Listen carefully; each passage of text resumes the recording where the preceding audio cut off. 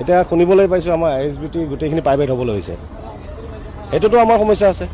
আজি আমি 220 টকা ইয়াতে যাওঁতে দি যাওঁ। আমি সুবিধা কি পাইছোঁ বাৰু ISBT?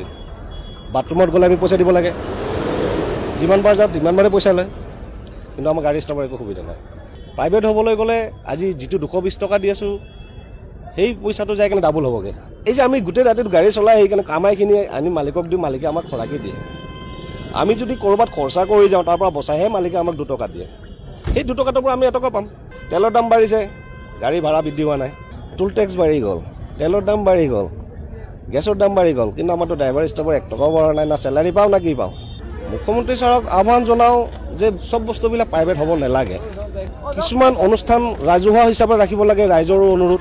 এতিয়া যদি চৰকাৰে আমাৰ এই গেটটো যদি প্ৰাইভেট কৰি দিয়ে, এতিয়া আমি গভৰ্ণমেণ্টক 220 টকা দি আছোঁ। এই 220 টকাটো প্ৰাইভেট হোৱাৰ পিছত ঘণ্টা ছিষ্টেমত পাৰ্কিং লগাব। এতিয়া এই কণ্ডিশ্যন হৈ গৈছে নহয়, গোটেই চব যদি প্ৰাইভেটাইজেশ্যনে কৰে আমি গাড়ীবিলাক চলাই কোনো লাভ নাই। আমি 220 টকাটো আমাৰ কাৰণে ডাঙৰ বস্তু নহয়, কিন্তু 220 টকাত চাই পিছত প্ৰাইভেট হ'ব নহয়, তেতিয়া 500 টকা হোৱাৰ পিছত আমাৰ কাৰণে বহুত চিন্তনীয় কথা হ'ব।